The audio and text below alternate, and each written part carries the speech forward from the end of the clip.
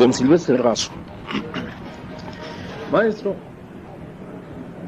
platícanos un poco cómo y cuándo empieza usted en la radio. Bueno, pues el comienzo es allá por 48. De hecho, creo que es como el inicio de la mayoría de nosotros. Me llamó la atención, estaba levantando una antena, pregunté de qué se trataba, me explicaron. Después un amigo mío, que yo creo que tan tajado como yo ahí en el pueblo, empezamos a comentar cómo llega la señal a los radios. La explicación que me dio no la recuerdo, pero ese fue el inicio. Al día siguiente ya estábamos platicando con las personas que estaban instalando la radiodifusora, y a los 6 meses ya, de hecho ya estaba yo plantado, porque yo trabajaba en aquella época en la imprenta. Tuve que dejar la imprenta, me metí de lleno a radio, como todo fiel cristiano, a hacer méritos, a ganar 0 pesos, 0 centavos, y estuve 2 años ahí. Después pasé a Irapuato, estuve 2 años, no, 1 año nada más en Irapuato. Regresé a Salamanca y en 52 ya me vine a México. Aquí entré a trabajar a Radio 1000, 3 años y medio más o menos. Pasé a Radio Centro, otros 3 años, ahorita un mes más, un mes menos. Y ya en 59 pasé a Radio 620 y sí duré 20 años. Me quedo 5 años sabáticos, ¿verdad? Para descansar, desintoxicar y toda la cosa. Regreso a 620, 2 años. Después Radio Mundo, 5 años. Vuelvo a 620, 1 año. Y ahora sí ya, Chino Libre, a descansar. Ese es, en términos generales, mi paso por la radio. Es decir, en el DF propiamente, que es donde más tiempo he estado. A ver, vayamos un poquito atrás. Dice usted que estaba dedicado a las impresiones cuando usted empieza en la radio. Así es. ¿Qué otras cosas desarrolló usted? ¿Qué estaba haciendo? ¿Qué más ha hecho antes de llegar a la radio?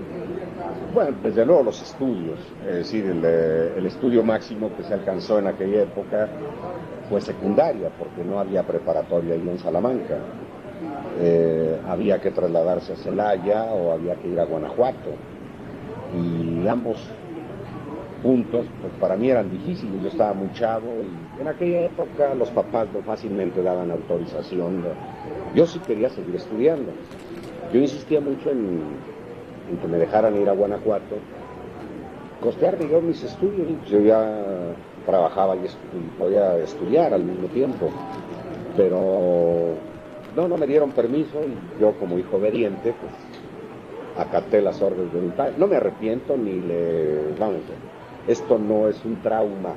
Esto me ha servido más bien para otras cosas, tomarlo en cuenta, de que gente que tiene oportunidad de estudiar no estudia, en fin, digo, ese quizás sería mi dolor, pero no llega a trauma. Sin embargo, usted es de las gentes bien preparadas dentro del medio. ¿Cómo consiguió esa preparación? Bueno, eso de que está preparado es un decir. No, yo pienso que, como todo en la vida, si uno quiere algo, si le gusta algo, tiene que entrar. Es decir, yo antes de dedicarme a la radio también me dediqué a la imprenta, y en la imprenta, aunque fueron 3, 4 años nada más, yo entré muy chavo. A los 12 años ya estaba. A los 14 ya era yo responsable de la imprenta, donde sí sacábamos un periodiquito, en fin, había muchas inquietudes. Y se entrega uno, ¿verdad? Y yo creo que esa entrega es lo que lo hace a uno empezar ¿cómo se llama? A enterarse, a sacar algunas cuestiones que lógicamente lo van a uno adentrando. Eso lo apoya a uno en la experiencia y se va conformando, ¿no? O sea que digo, de hecho, no le llamaría yo una preparación académica, sino es una preparación de tipo autodidacta, pero más que nada de autodescubrimiento, más que otra cosa, ¿eh? Digo, de esa inquietud de buscarle, ver por qué suceden las cosas. Digo, yo aprendí muchas cosas de otra gente, ¿eh? Novatos que entraban por la pregunta que me hacían, pues yo no sabía contestarla, pero me ¿Alguna vez en preocupaba. las charlas de café como esta nos decía usted que había sido determinante una relación con un sacerdote, con la ACJM? Sí, parecido a la ACJM, no era propiamente ACJM.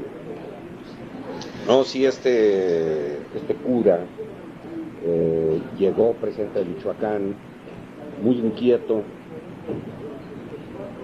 viendo que no había manera de otros estudios más que la primaria. Cuando él llegó era la primaria nada más. Él estableció una especie de centro en el que nos dio unas especies de cursos de posprimaria y nos dejó muy preparados. Y lo que nos enseñó este hombre fue precisamente la investigación, ese de si algo te llama la atención, pues búscale, descubre, pregunta, ser un observador en pocas palabras. Y eso es, yo creo que lo mejor que me pudo haber ocurrido, que a lo mejor no lo hubiera logrado en una preparación de tipo académico, ¿no? Ahora, volviendo a la radio, ¿hasta qué punto su labor en Guanajuato es determinante para lo que usted va a hacer después en el DF? Bueno, ¿de qué manera lo preparó? Yo tenía muchas inquietudes desde antes. Inquietudes como creo que todo el mundo las puede tener. Igual yo hubiera querido ser actor, hubiera querido ser radiotécnico, en ambas cosas, como que había tiempo y no había otra cosa que hacer. Pues me inscribí a cursos por correspondencia, ¿verdad? Y creo yo que lo que más me sirvió de esos cursos por correspondencia, más que las materias en sí que le podían a uno enseñar, son esos libritos o folletines de tipo, ¿cómo le llamaríamos? De Coco Wash, tú puedes, tú ándale, más que nada. Entonces, me gustó mucho ese tipo de lectura y por ahí empecé. Inclusive muchos libros que yo leí más bien fueron motivacionales, algunos relacionados ya con la venta, al mismo tiempo la motivación, y eso le va uno conformando y le va haciendo uno en cierta forma la vida más fácil, o fijarse uno metas, desde luego, que es yo creo lo principal, ¿verdad? Porque no fue nada más métete y a ver qué sale, ¿no? Una vez ya metido, ya a escarbarle y a ver hasta dónde íbamos a llegar, ¿no? Ahora bien, llega usted al DF en 52. En marzo del 52. A Radio 1000. ¿Qué hace usted ahí? Yo entro, originalmente pues yo tenía la chamba de locutor, que primordialmente era lo que yo buscaba. Sin embargo, estaba ausente la discotecaria, la directora de programación, Amparito Ramos, y me mandan a discoteca. Ahí estaba en aquella época Jorge Lazo de la Vega. Entonces ya me presentan con Jorge y ya me pongo a hacer programas, ¿ya? Me dejaron una parte de la programación. Me choteaban mucho, ¿no? Porque pues, provinciano, imagínate, en una estación que manejaba música en inglés, no pensaban que yo tuviese, digamos, un conocimiento de la música de inglés. Yo conocí en aquella época ya toda la música de inglés que se tocaba en México, porque yo escuchaba mucho radio. Sí, yo desde los 6, 7 años oía mucho radio. Por eso yo tenía demasiadas inquietudes, demasiado radio. ¿Pero qué estaciones? Las que podía pescar en Salamanca, inclusive estaciones de fuera, estaciones de aquí del DF, las que llegaban. Estaciones, lógico, había una estación en Zamora, había otra en La Piedad que tenían buena potencia. En aquella época manejar 5000 watts era una potencia bárbara, dado lo despejado del espectro, ¿no? En fin, digo, yo cuando llegué aquí, de hecho, pues lo único que desconocía eran las novedades, que eran pocas en realidad, ¿no? O sea que rápido me acomodé. Como al mes y medio, por ahí me llegó el rum de que regresaba la directora artística. Entonces dije, no, pues pensé de inmediato, ¿no? Pues al güerito lo van a sacar. Entonces me apersoné con el licenciado Salas.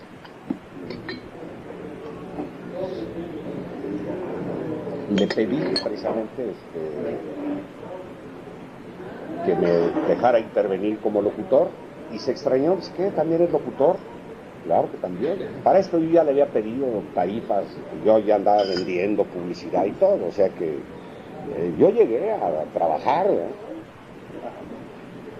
Me hicieron la prueba ese día en la noche, y finalmente me asignaron hora y media de turno, y así empecé. Hasta los 3-4 meses de estar en cabina, ya fue que logré yo el turno completo, las 4 horas. Son todavía creo que son las clásicas, las reglamentarias para los locutores, ¿no? Independientemente de la locución, pues sí, digo, produje algunos programitas, intento de producir, ¿verdad? Algunos se vendieron. ¿De qué tipo era? ¿Recuerda? De todo, es decir, de lo que se me iba ocurriendo. En realidad no había una idea profunda en aquel momento de lo que podría ser la radio. Vamos, un conocimiento, apenas todavía yo sentía que pese a que ya había 3-4 años de por medio, si no se lleva todavía a dominar ni exactamente a dónde quiere uno enfocar.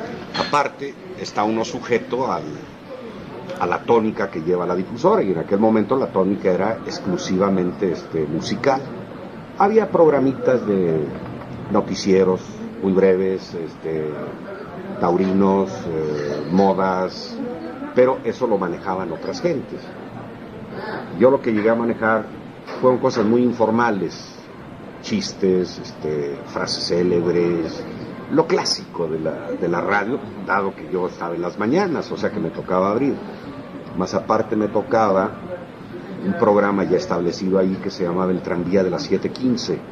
Se supone es alguien que va viajando en el tranvía, en aquella época, ahora sería la combi, ¿verdad? En aquella época el tranvía, entonces una charla muy informal, la noticia del día, algún comentario por ahí, todavía de comentario intrascendente, digo, nada de meterse a cuestiones políticas ni religiosas, que en aquella época era muy difícil que llegáramos a tocarlas. Es decir, había otro concepto de la radio, es decir, más bien romántica, muy bohemia, o sea, nada de profundidad. O sea que siento que hacíamos un radio muy ligero, para ser exacto, ¿no? No lo menosprecio, ¿verdad? Sino siento que cumplió en un momento determinado una función, pero que ya a estas alturas sería desperdiciar un medio, ¿verdad? Si siguiéramos todavía haciendo lo mismo de aquella época, que era bonito, es decir, había satisfacción, la gente respondía bastante bien, o sea que yo siento que la radio ha ido evolucionando junto con la gente. Es decir, la gente ahora quiere otra cosa, si no quiere nada más la música, no quiere nada más oír de moda, no quiere oír nada más de esto, sino interesarse un poco más en los problemas, que le hablen más de, no sé, la familia, le hablen más de la economía, le hablen más de, no sé, tantas cosas, ¿verdad?, que ahora nos da por tocar y somos expertos ya, ¿verdad?, en economía, en política, en todo, ¿verdad? Bueno, pues ya metidos en este rollo. En este rollo. ¿Por qué? ¿Qué sería primero? ¿Qué tendría que evolucionar primero, la sociedad o los medios? Porque ahorita como que los medios han venido un poquito detrás. Bueno, no se olvide que hay algo, es decir, no creo que sea la radio nada más, usted mencionó medios. Yo creo que los medios van siendo producto de la sociedad, es decir, van respondiendo a una necesidad, van respondiendo a algo a donde la misma sociedad los va llevando. Es decir, como si dijéramos, vamos a darle a la gente lo que la gente quiere. Es decir, me da esa impresión, Es decir, yo creo que serán contados los casos en los que exista el explorador, el aventurero que dice, yo voy a ir por aquí y por aquí voy a inducir a la gente. Y si no sé, está muy hecho aquello de a dónde va Vicente, a dónde va la gente, y creo que nos vamos siguiendo unos a los otros. Yo creo que innovadores hay pocos, y a eso nos vamos siguiendo, Entonces, cuando alguien hace algo y tiene éxito, pues todos nos vamos sobre de él. Hablando de innovadores, usted que conoce toda la radio, ¿quiénes han sido los principales innovadores de la radio mexicana? Bueno, pues hay muchos, definitivamente. Ahora, hay distintos ángulos, Digo, porque podemos hablar de cuestiones técnicas, podemos hablar de cuestión de información, podemos hablar de cuestiones musicales. Y sí, y ahí ha habido talentos, ha habido gente muy valiosa, y cada uno ha aportado algo, ¿verdad? O sea que alguien que pudiese tener el concepto, o sea, una radio total, creo que no lo hay, Definitivamente no creo que lo haya. Es difícil. Sería una especie de director, ¿verdad? La especialización de las estaciones empieza con don Francisco Aguirre, no recuerdo usted. Se dice que Radio Ahí sería la primera que se especializó en música tropical. Bueno, sería cuestión de echar la grabadora y ser muy preciso. Yo sentiría que más bien Radio Centro le da ese toque de especialización, Música romántica. La música romántica, digo, porque quiérase que no es, ahí hay un encuadre. Ahora, si nos vamos más atrás, yo también le voy, digo, en este caso quizá esté Radio 1000, esté Radio 620, que ellos se especializaron en música internacional, que esa es una especialidad. Las dos. Las dos, sí. Primero 620. Radio 1000. Primero Radio 1000 porque ellos empezaron. Que no les cuajó. Y a quien sí le cuajó y con la discoteca de Radio 1000 fue a 620. O sea, 620 establece ya ahí la especialidad en un tipo de música o en un perfil, vamos a decirlo de alguna manera. Sí. Entonces yo creo que antecedentes los hay, o sea, y es difícil decir quién fue. Dice, y ahorita me dice usted la radio hablada, bueno, pues también tenemos antecedentes de la radio hablada, la misma Radio 1000, que precisamente deja, allá por 40 y tantos, tiene su periódico del aire, deja la música y se dedica a pura noticia. Entonces digo, yo siento que decir fulano fue o perengano es muy difícil, muy difícil. O qué estación en un momento determinado estableció algo. Es decir, si nos remitimos, por ejemplo, a la cuestión de la música juvenil, digamos lo que fue el rock and roll, ya que viene a romper con la estructura romántica de Toña la Negra, Pedro Vargas, las Landín, las Águila, pues que llegan Alberto Vázquez, Manolo Muñoz, Angélica María. Ahí también hay un parteaguas muy curioso, es decir, que estos muchachos anduvieron en las estaciones, tuvieron cabida en 2, 3 difusoras. Yo recuerdo Radio Capital, que era la L, todavía creo que no se llamaba Radio Capital, era nada más la L, o creo que sí, ya era Radio Capital.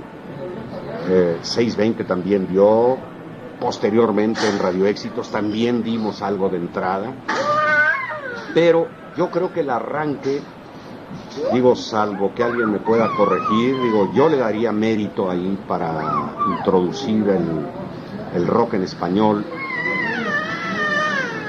a Sergio Roth, que Dios tenga en santa gloria, ¿verdad? Él tenía un programa muy, muy, muy juvenil, que hasta el nombre, ¿verdad? raro, la deschompetación. Después veremos a ver de qué se trata, ¿verdad? Lo tenía a la 1 de la tarde. Era una hora clave. Es decir, ya viéndolo bien, es decir, es la hora de la salida del chavo de la escuela, ¿no? Ahí empezó el rock and roll. Pese a que nosotros tuvimos una introducción del rock grabado, digamos, de las primeras manifestaciones del rock en español. Podríamos citar a los hermanos Llopis, unas grabaciones cubanas. Más bien Chicho Postalita, que es... ¿cuál era la otra, Neto, de los hermanos Llopis? El Nos Veremos Cocodrilo. También el Estremecite. O sea, eran 4 o 5, porque yo me acuerdo que teníamos un LP, y eso lo empezamos a tocar en Radio Éxitos. Pero mucho antes de que llegara la onda a nuestras gentes, a nuestros muchachos, ¿no? Pero vamos, y este programa que hablo de Sergio Rock era en la FR, pero no sé, a lo mejor por ser una estación modesta, poca potencia, eran 1000 watts, creo, 500 watts. Pues un tanto inadvertido. No, sí se oía, lo que pasa es que quedó muy circunscrito nada más a un sector, ¿verdad? Que luego llega otra gente, ¿verdad? Ya con otra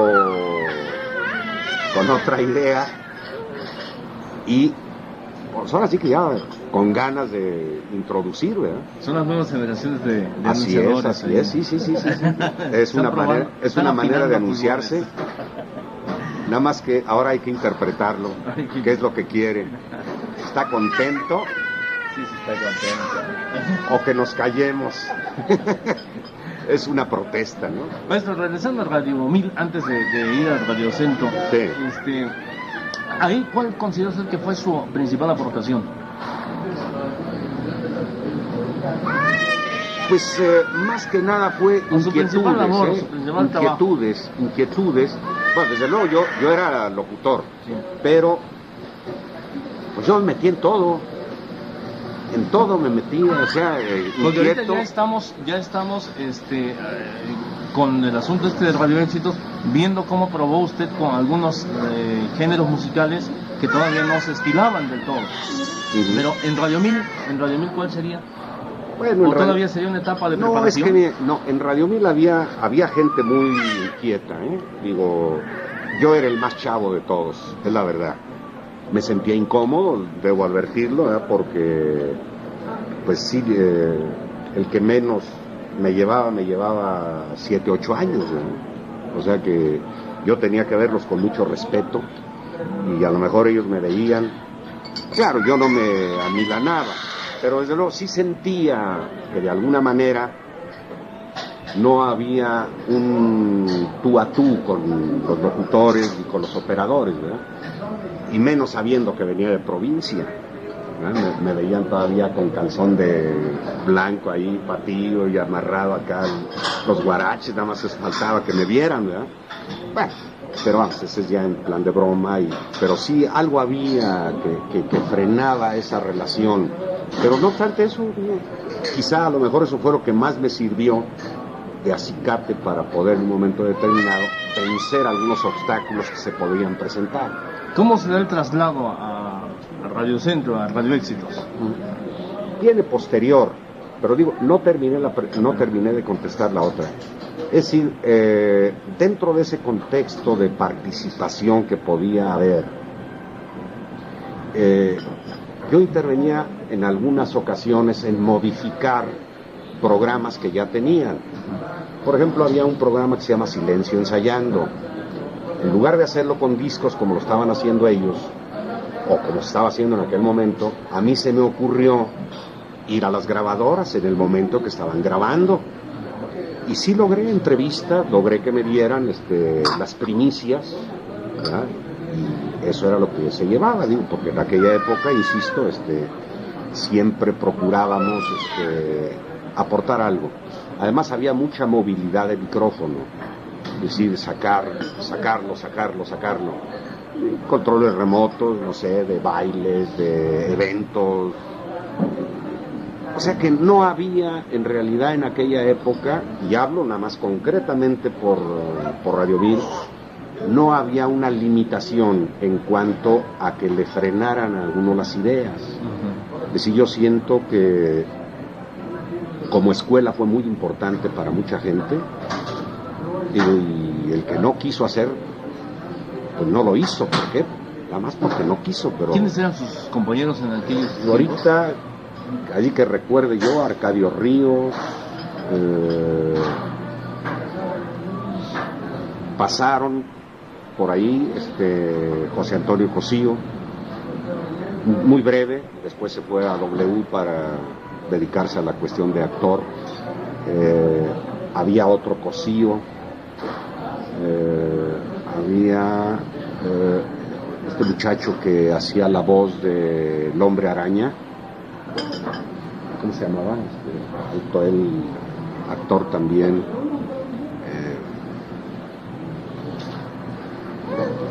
Había dos con el mismo nombre.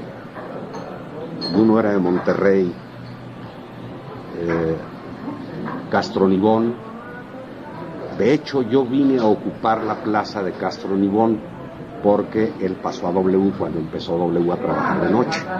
¿Verdad? Gracias a él, pues, me quedó la entrada. O sea que digo, sí había mucho movimiento, ¿verdad?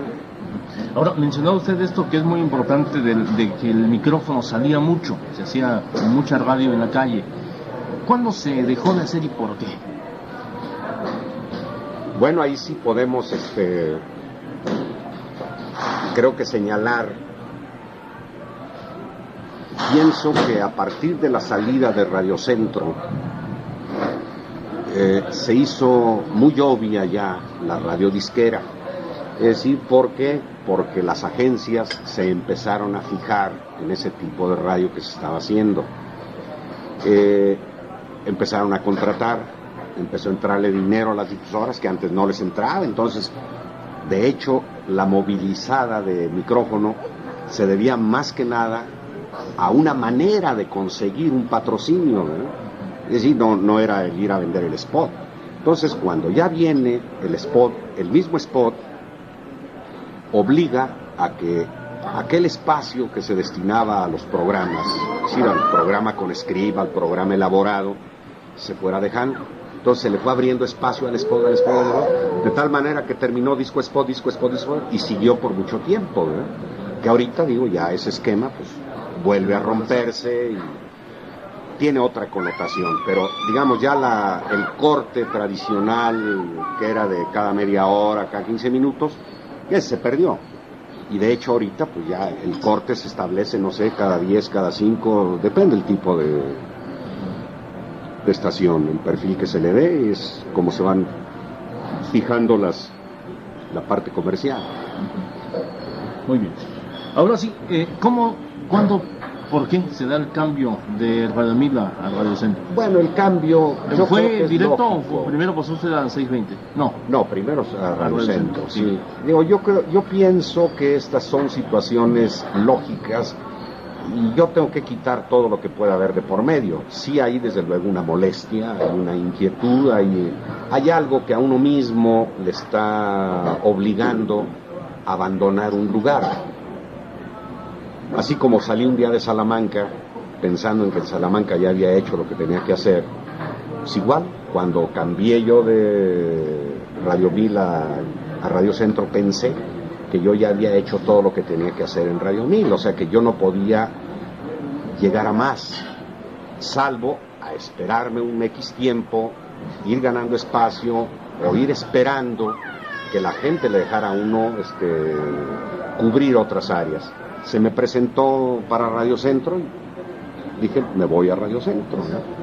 Igual cuando ya sentí que en Radio Centro se habían acabado los espacios, pues se presentan los de 620, o sea, se fue ampliando el panorama en cada paso, ¿sí? Es decir, ir incursionando en otras actividades dentro de la misma radio, al grado que, digamos, ya al llegar yo a 620, pues propiamente me dediqué ya a la administración y ya me olvidé inclusive hasta de la locución, ¿verdad? Tuve que dejar cabina y todo, ¿verdad? Pero en Radio Centro, ahí ya nos platicó usted un poquito de lo de Radio Éxitos, ¿Qué más hubo en Radio Centro? Tengo entendido que ahí es lo que se comenta en el medio, ahí se empieza a cimentar la radio que hasta hace poco fue el patrón que se siguió, ¿no? El de la radio musical, el de la radio... El disco spot. Exacto. El disco spot, sí, lo que decía, Radio Centro en sí, que es la frecuencia de, ¿qué? 1030. Ellos fueron los que empezaron con el disco spot, con muy buena puntería, ¿verdad? Porque acertaron, ¿verdad? Tanto desde el nombre, el lema y la proyección en sí de la imagen que se fue creando. Digo, fue bastante buena. Después a Éxitos también se le dio otro perfil, algo diferente al de Radio Centro, y creo que de ahí surge todo el... Hablando de nombres esquema. y de lemas, ¿qué tan importantes, qué tan decisivos son estos para el éxito de una estación? Pues yo creo que es como todo. Es decir, yo no podría separar un lema de un perfil. Yo creo que el lema debe ser congruente con el perfil. Si se da ese todo, no podemos decir que por el nombre se hizo, porque hay nombres muy afortunados. Yo ahorita podría citar uno que me gusta mucho, en lo personal, Opus. ¿Verdad? Sí, pero Opus no me dice nada. Es decir, a mucha gente no le dice nada lo de Opus. Y es congruente con la música que tocan y todo, pero no es para la mayoría. Es decir, queda circunscrito a un sector. Entonces, sin embargo, ni en ese sector que lo domina otra radiodifusora, Opus ha podido hacer nada, ¿no? O sea que digo, no es el nombre nada más. Siento que es todo el contenido.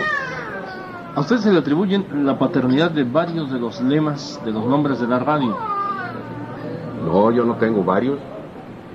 No tengo nada más uno, nada más. Digo, y aquí iríamos al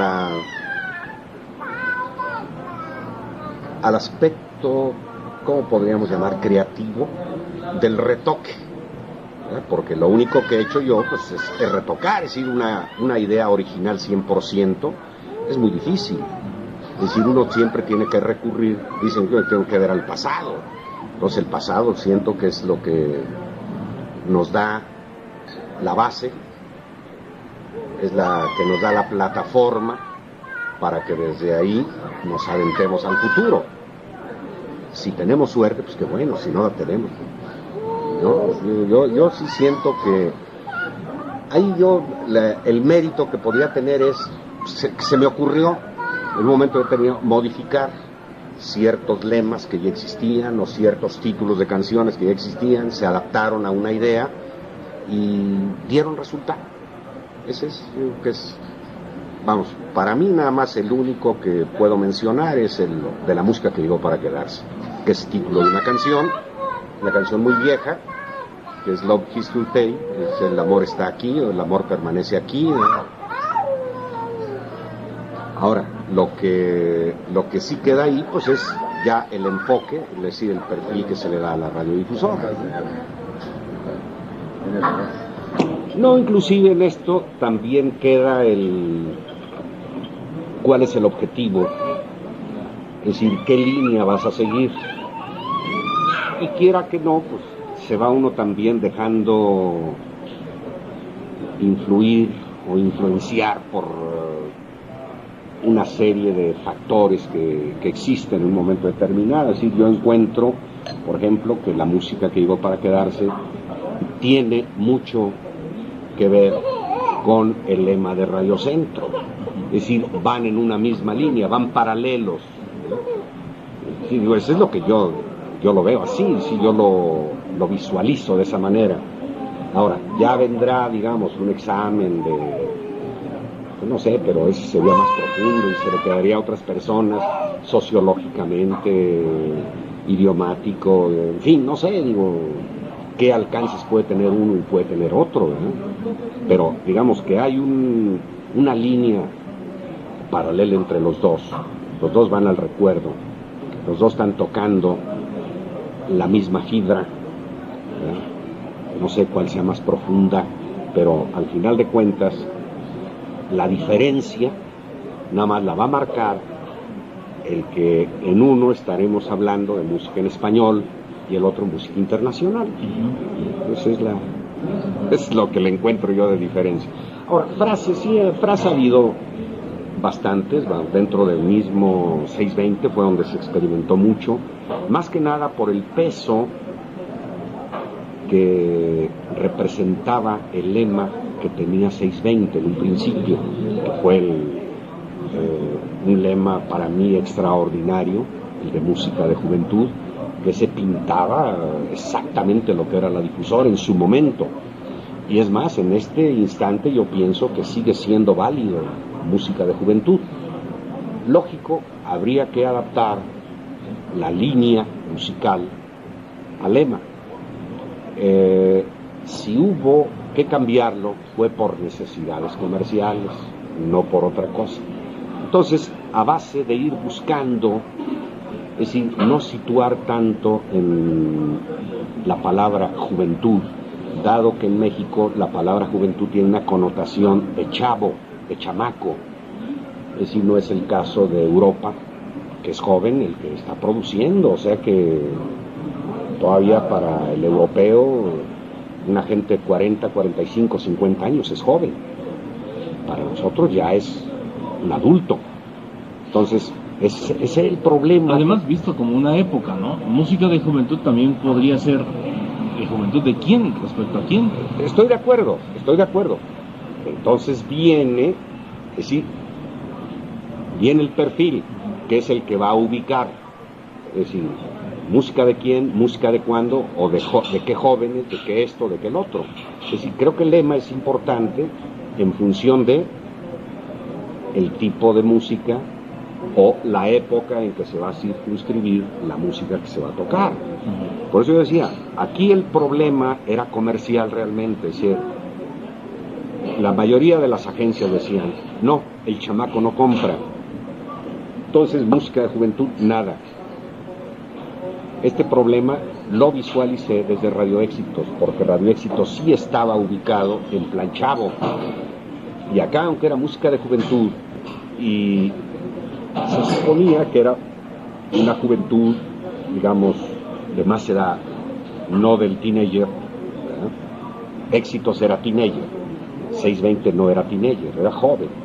Es decir, joven en el sentido real de la palabra, pero vamos, la connotación, insisto, que le damos en México a la palabra joven es de inexperto, pues todavía no produce, es decir, todavía no es un ente en el que se puede decir ya es un individuo, si ya es independiente, no, todavía papi le da, depende de papi, entonces no compra. Entonces era el problema que había con Radio 620 a la hora de llegar a la comercialización. Entonces por eso insisto, ya tuve yo que ver, ya no nada más el aspecto programación, sino involucrarme en las ventas y coordinar o hacer accesible la música y todo el perfil de la difusora para que fuera realmente comercial. Entonces se ensayaron varias frases antes de llegar a la música que iba para quedarse, ¿eh? Armonías de juventud, música para adultos jóvenes y jóvenes adultos, un juego así medio raro, ¿verdad?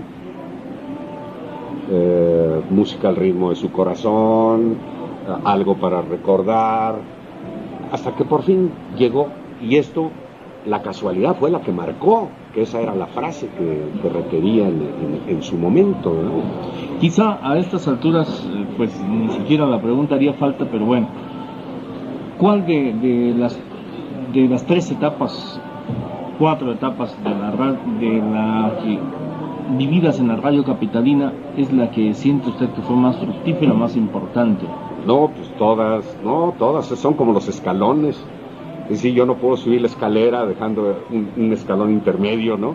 No, siento que todas fueron importantes. Claro, hay algunas con mayor profundidad. Digamos, 620 es algo ya más consciente, ya con más inquietudes, ya con otra idea. Y por el mismo tiempo, la misma permanencia, ¿no? Lógico.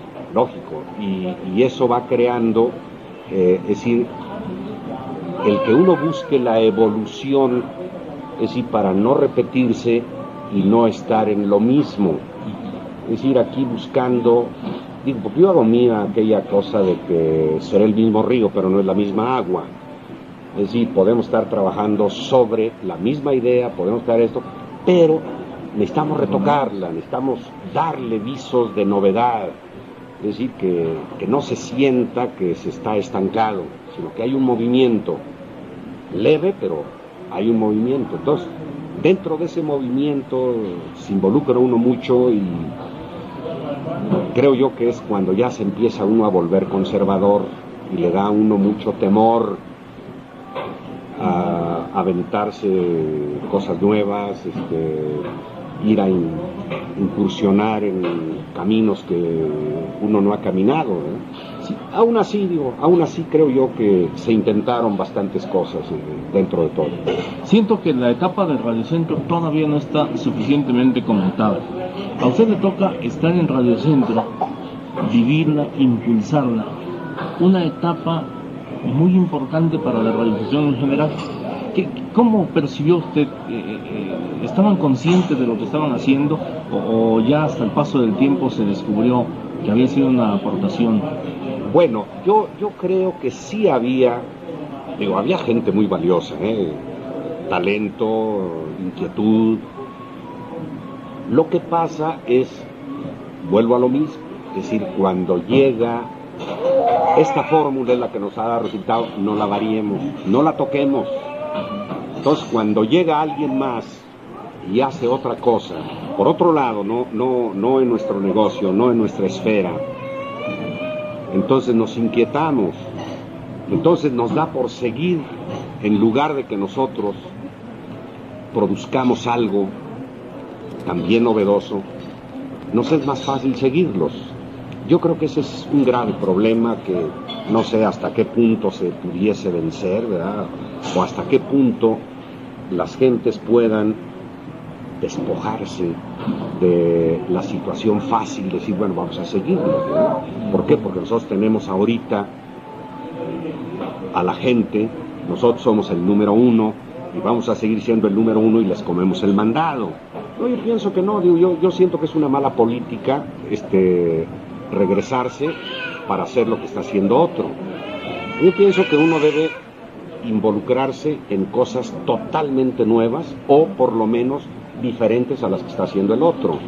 Es decir, lo que es realmente la competencia, ¿no? La competencia es yo, ¿cómo voy a competir haciendo lo mismo? No, haciendo cosas diferentes, más atractivas y que llamen más la atención, ¿no?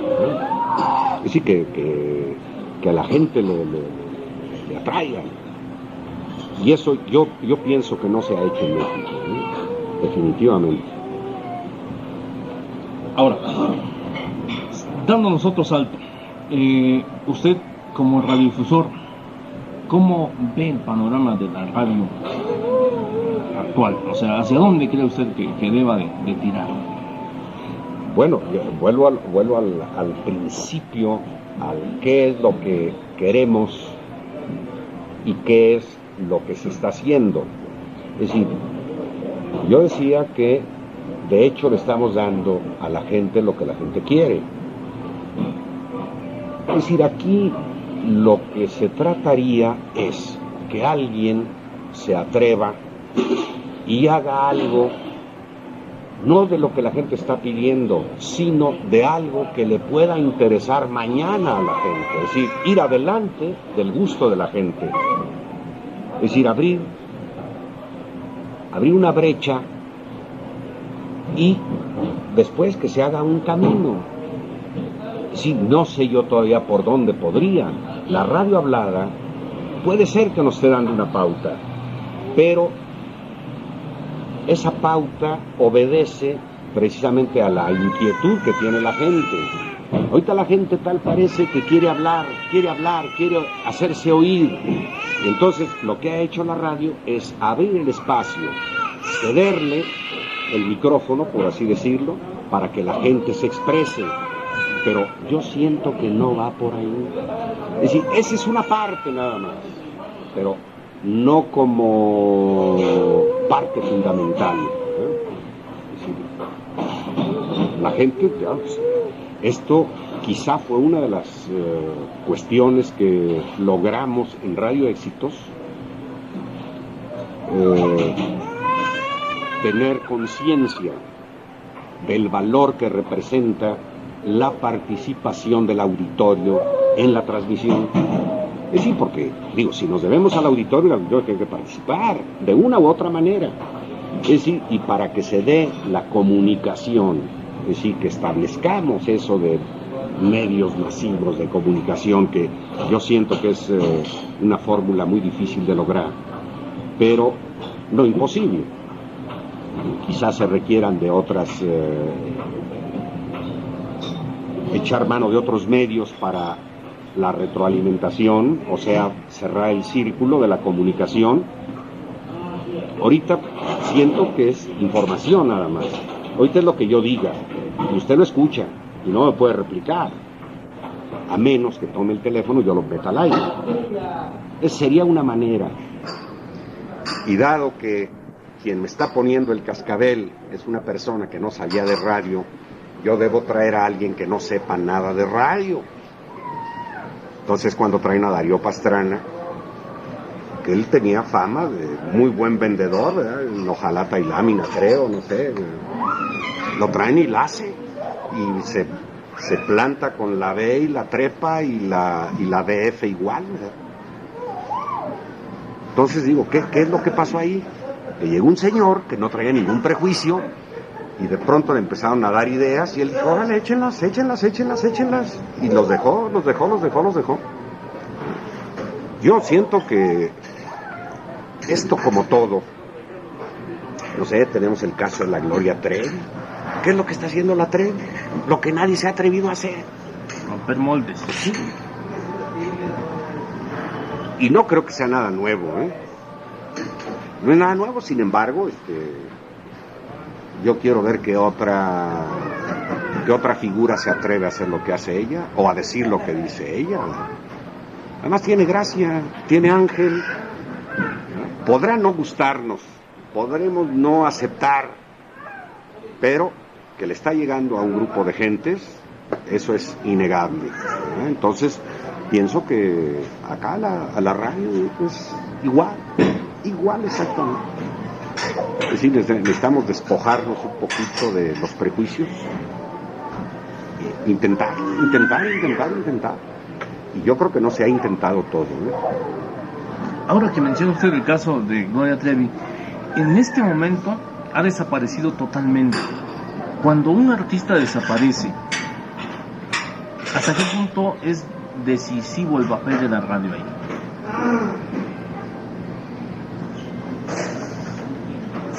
Pues en cierta forma es como una promoción.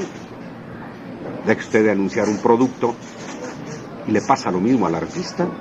El artista, si no se oye, creo que guarda ese reposo. No digo que se opaque o que se acabe, no, pero está en un receso. Puede ser que a la hora que regrese traiga nuevo material, y además le sirve también, digo, porque prodigarse también es quemarse, ¿no?